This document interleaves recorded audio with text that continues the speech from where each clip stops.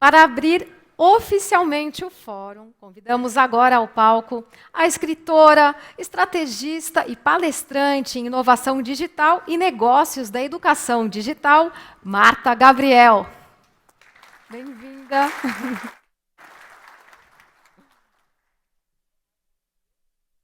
Sou mais altinha, né? Bom dia, um prazer grande estar aqui com vocês. Eu vou fazer, na realidade, muitas coisas que vocês já sabem, é para a gente abrir o dia pontuando o que está acontecendo, para a gente, no resto do dia, discutir coisas bastante bacanas ligadas com isso, né? Não vou me apresentar, quem quiser me conhecer, estou no Google, né? E tem site, tem tudo, então vocês me acham lá. Bom, eu vou começar falando, toda vez que a gente fala de transformação tecnológica, eu tenho que citar McLuhan, porque ele falava no século passado já uma coisa que acontece desde o início da história da humanidade, que é toda vez que uma tecnologia nova entra no mundo, ela transforma a gente também. Nenhuma tecnologia é neutra. O ser humano é uma tecnoespécie. Ou seja, a tecnologia transforma a gente e a gente transforma a tecnologia. E isso acontece desde o início dos tempos, desde o início da nossa história, né? Então, quando muda a tecnologia, o homem muda. Eu acho que essa é a principal discussão que a gente tem que ter aqui hoje, porque todas as outras eras que a gente teve, são várias, né? Se a gente for olhar, a era agrícola só foi possível por causa da tecnologia da oralidade. A hora que você domina a oralidade, você consegue inventar ou criar outras tecnologias que te levam para um outro patamar. A escrita, ela estruturou a hierarquia, ela estruturou a humanidade de um jeito que durou, né, séculos até a gente chegar na era industrial, que é estruturado pela escrita. E aí a gente vem com as tecnologias de informação, e agora a era cognitiva não é uma questão de mudança de tecnologia apenas, é mudança de mentalidade. As tecnologias digitais estão fazendo hoje, pelo nosso cérebro, aquilo que as tecnologias mecânicas fizeram pelo músculo humano. Então, a discussão que a gente tinha antes, e o medo que a gente tinha antes, no século retrasado, que era do emprego, é exatamente igual agora, só que agora o nível subiu, a barra subiu. Agora a gente está discutindo substituição não mais apenas de músculo, mas substituição de cérebro. E isso tem N consequências, por isso que a gente está aqui hoje para discutir, e uma delas, que na minha opinião é a mais importante, é a ética, né? Eu sou professora da PUC, no TID, Tecnologias de Inteligência, na pós-graduação, e uma das coisas que a gente discute lá é a ética da inteligência artificial, né? Ética é uma coisa que a gente discute entre nós, não existe uma ética, existe um acordo ético. Como é que faz isso com os computadores? Isso é possível ou não? Bom, o mundo inteiro está discutindo isso, essa é uma das discussões que a gente tem que ter também aqui. Então, transformação digital não é instrumentalização apenas, né? Ela principalmente é uma nova mentalidade, é uma transformação mental. Esse é um dos grandes desafios para as empresas. Eu faço consultoria, dou aula, estou nesse ambiente. Você colocar a tecnologia é mais fácil, você replicar as tecnologias todo mundo usa. Mudar a cultura e o modo como a gente faz isso é a grande dificuldade, justamente porque você afeta a mentalidade.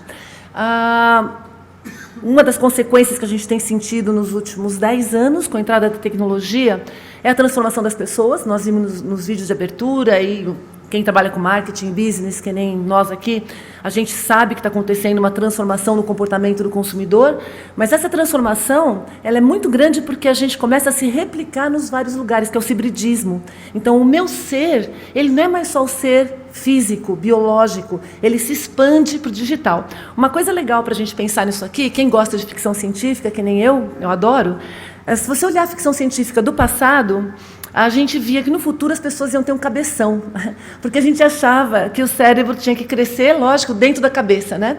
E agora a gente percebe que a gente não precisa do cabeção, porque o nosso cérebro cresceu e se expandiu para fora da cabeça, né? Que é, inclusive, o apoio da inteligência artificial, das conexões e dessa coisa coletiva que a gente tem. Uma outra questão que é legal a gente pensar aqui, eu não sei vocês, mas eu estou sobrecarregada, surtada, alucinada, né? Por causa da informação, de tudo que acontece, num ritmo alucinado. E outro dia, eu estava pensando, a reflexão minha, né? Como é que a gente pode fazer para dar conta desse cenário que vai ficando mais e mais e mais acelerado? Eu acho que a gente não dá conta sem a ajuda do computador, de assistentes digitais. Quem usa aqui já assistentes digitais? Siri bem usado no dia a dia, usa instala nos sistemas, que nem para seleção de e-mail. Felizes de vocês, né? Então, porque quem não usa, você vai aumentar, e aí você não faz as melhores escolhas, você escolhe aquilo que deu tempo de ver. Quer ver um exemplo?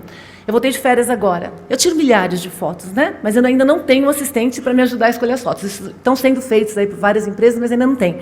Eu tirei um monte porque eu quero a melhor, não é? Na hora de escolher, não dá para escolher a melhor. Aí eu pego o quê? A que está mais ou menos que eu gostei, vai essa mesma e coloca no ar. Então vejam que a gente não toma decisões adequadas por causa da tecnologia sobrecarregando a gente. E a gente precisa da tecnologia para ajudar nesse cenário, que é esse cenário híbrido. E não está muito rápido não, né? Eu sei, está gostoso, então tá bom. Então... Gente, por que eu estou falando isso? Porque a gente está sentindo a aceleração do mundo, parece que é uma coisa bem de agora, Ray Kurzweil, né?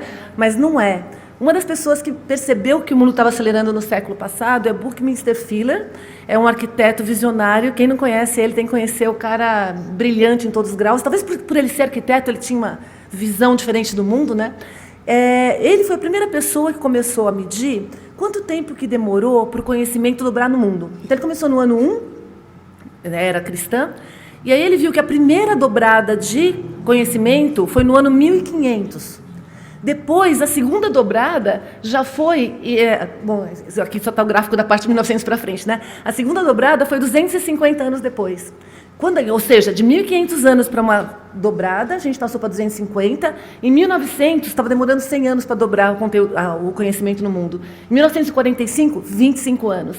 A gente está a cada 13 meses, um ano. E a previsão é que em 2020 o conhecimento dobre a cada 12 horas. Alguém que tem cognição no seu cérebro biológico para dar conta disso? Eu acho que não, né? Eu, pelo menos, não tenho. A outra questão, que é bastante forte quando a gente fala de transformação digital, é que ela não é igual para todos. Ela não é. William Gibson tem uma frase que ele fala assim: o futuro já chegou, mas ele não está igualmente distribuído, e ele não acontece igual para todos. Então, o que a gente percebe? Que a tecnologia, ela muda realmente exponencialmente, num ritmo muito maior do que o social, que é a parte da cultura, do que os negócios que ficam correndo atrás do social, e também da parte política. A política fica tentando acompanhar esse processo. Então, como esse ritmo é diferente, isso causa um desafio muito grande para quem é gestor, todos nós aqui, né, no sentido amplo.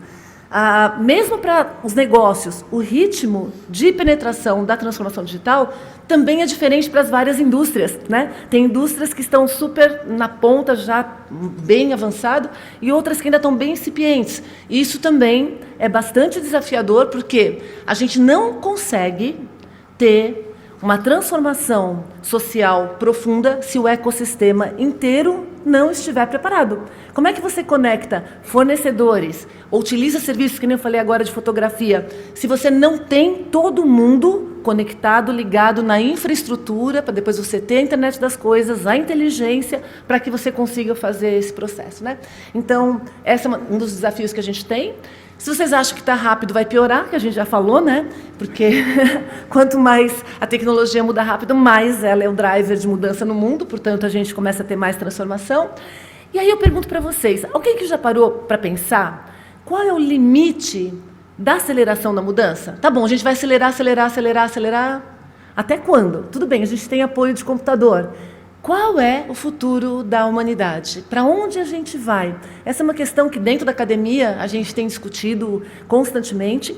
Não é só uma questão de ser humano escolher, porque isso acontece com o ambiente inteiro, com o ambiente tecnológico, com o ambiente natural, com todo o restante fora a gente.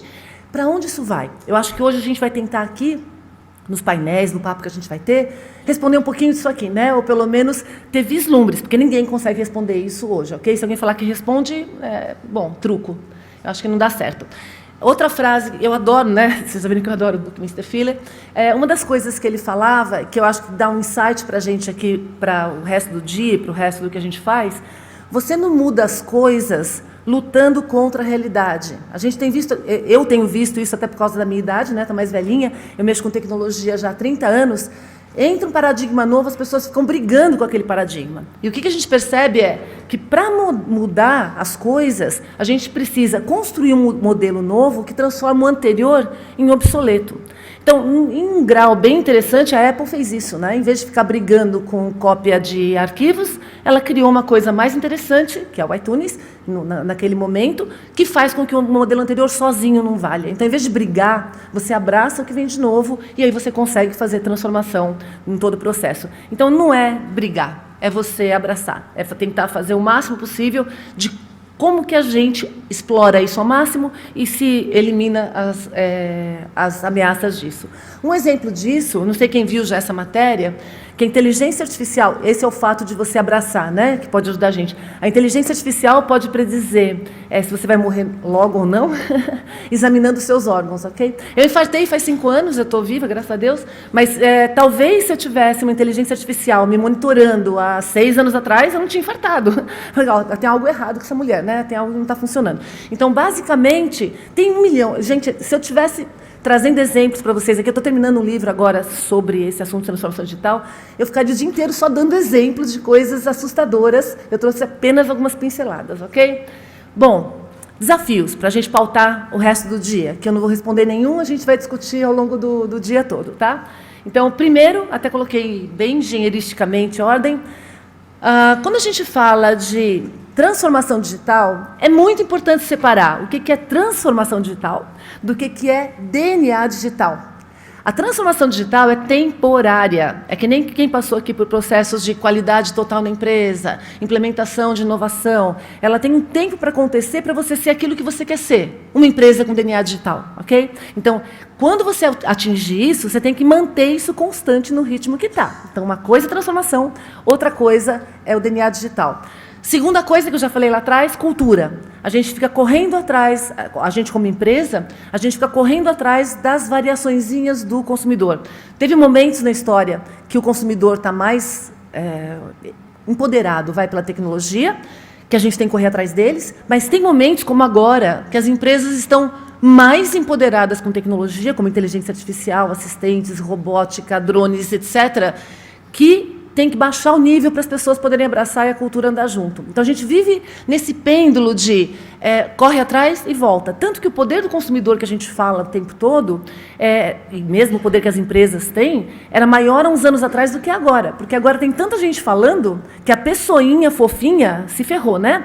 O que acontece, de maneira geral, é quando você está no ponto de venda, você tem um poder gigante, porque você vai comprar. Então, a gente mudou os pontos de onde tem poder, onde não tem poder, mudando esse cenário. Então, a cultura é a segunda coisa. Terceira, segurança. Não sei se vocês viram isso aqui, até foi o Renato Opsiblum ontem, que é super amigo meu, que compartilhou, que desligaram o sistema de inteligência artificial porque ele inventou a própria linguagem. Ele começou a otimizar a linguagem para conversar entre si numa linguagem que a gente não consegue entender, ok? Então, além daquelas coisas todas de ética que eu falei lá atrás, etc., imagina que bacana se eles começam a falar uma língua que a gente não sabe qual que é e a coisa vai em paralelo, né? Então, N questões de segurança, não é só essa, né? Tem N questões de segurança de dados, vamos discutir isso em vários painéis aqui hoje. Isso parece se tornar recorrente, essa notícia já tem alguns meses, acho que 2, 3 meses que eu coloquei, mas essa cientista ela está extremamente preocupada que a invenção dela, que mexe com a parte genética, de editar a parte genética, pode ser usada para o mal. Isso lembra algumas coisas na história, né? A gente já teve vários cenários na história que isso tecnologia para o bem ou para o mal. Só uma pincelada, porque agora a gente vai discutir também. Outra questão, nova infraestrutura de mundo. O mundo virou Lego. O mundo virou Lego. E a gente tem que entender que a gente pode brincar de Lego com plataforma. E o poder está na plataforma e na ascensão do capital de dados. Quem não sabe brincar de Lego com plataforma de dados está ferrado, ok? Nesse cenário que a gente está. Um monte de empresa não enxergou que a gente agora é plataforma e o poder que a plataforma tem. Outra questão também interessante, está todo mundo conectando todo mundo, né? Isso é mais caos do que smart, ok? Então, não é porque você está conectado, fofo, que você ficou smart automaticamente, ok? Para ficar smart, tem que colocar uma camada de inteligência, que é a discussão que a gente faz, né, acima das conexões e dos dados. Quinto problema, o quinto desafio, economia e sociedade.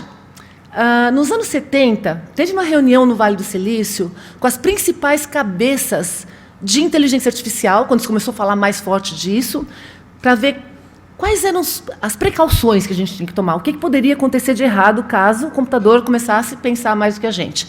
Naquela época, o grande medo é o computador desprezar a gente ou acabar com a gente e dominar a Terra, certo? Tanto que tem um monte de ficção científica que vai nessa linha. No ano passado, foi feita uma nova reunião, agora que esse assunto está muito em pauta, com as pessoas, né, cabeças nessa área, para discutir qual que é o perigo agora? É o mesmo perigo? O que é que mudou? O que é que a gente tem que prestar atenção? E aí vocês sabem qual foi a conclusão deles? A gente não tem que se preocupar com a máquina em si, a gente tem que se preocupar com o próprio ser humano, porque a máquina, a inteligência artificial, está acabando com a classe média, ela está gerando uma quantidade gigantesca de desempregos, e está gerando nos Estados Unidos, e aqui no Brasil também está acontecendo com porteiros, várias coisas que a gente está invisível, mas está acontecendo e vai minando. E são essas pessoas que vão detonar o sistema econômico e vão causar problemas de revolução. Então, a máquina, se ela ficar mais evoluída que a gente é que nem a formiguinha para ela não está nem aí para a gente, ok? Para quem vai destruir a gente, deixa eles lá, ok? O problema é o que a gente está fazendo nesse caminho de transformação para chegar lá. Esse é um texto de uma pesquisa da Pew, com vários especialistas do mundo sobre o futuro do trabalho. E o que ele fala? Que o futuro do trabalho, o grande problema, não é as habilidades de capacitação, que é o que todo mundo está fazendo aqui, eu faço também o tempo todo, né? O grande problema do futuro do trabalho é a diminuição de empregos. Como é que a gente vai lidar com um cenário que você não precisa da força de trabalho? A gente precisa de um outro modelo de sociedade. A gente tem que resgatar as pessoas que ficam para trás. E isso também é uma das questões que não adianta a gente ter empresa se a sociedade não está funcionando de maneira adequada, ok? Estou terminando, tá? Então, no final, eu estou realmente terminando. Esgotou meu tempo. Então, esse é normal, mas tudo bem, ok. Porque por causa dessa questão dos robôs na força de trabalho, recentemente, o pessoal do Vale do Silício está pensando nisso o tempo todo, Bill Gates sugeriu que os robôs fossem taxados. Então, se você contrata um robô, você paga imposto por ter robô, para ficar uma competição um pouquinho mais justa, né? Aí eu trago essa questão aqui para a gente no Brasil. A gente está discutindo aqui as leis trabalhistas. E você não vai conseguir concorrer nem com robô, fofo. Eles estão discutindo lá como é que você taxa robô e a gente aqui está querendo fazer o quê? Deixa a gente ter mais encargos e a gente vê como é que a gente consegue. Eu não estou dizendo qual é o caminho, ok? Mas estou dizendo que a gente tem que discutir e pensar no cenário de competição que é muito maior do que um ser humano contra um ser humano, ok? Então, eu falei que estava terminando. A última coisa é a complexidade. Gente, a complexidade desse cenário de entrar tecnologias, etc., ela faz com que a gente não consiga mais enxergar para fazer conexão de pontos nos processos, o que afeta o quê. Eu mexo nesse botão, o que afeta lá na frente? Então, repensar em processos dinâmicos para fazer o processo de transformação e continuar operando com eficiência é um dos desafios que a gente tem. Então, para encerrar, quanto maior complexidade um ambiente tem, mais sofisticados a gente tem que ser, os agentes têm que ser. Então, o que a gente vai tentar fazer daqui até meados do dia, até o fim da manhã? Discutir, fazer aquela fogueirinha, né? Então, os painéis basicamente têm aquelas fogueirinhas de acampamento. Nós vamos trocar ideia para tentar adressar todo esse monte, né, de coisa que está acontecendo na vida da gente, ok? Então, muito sucesso para todos vocês, para todos nós nesse processo de transformação digital. Obrigada.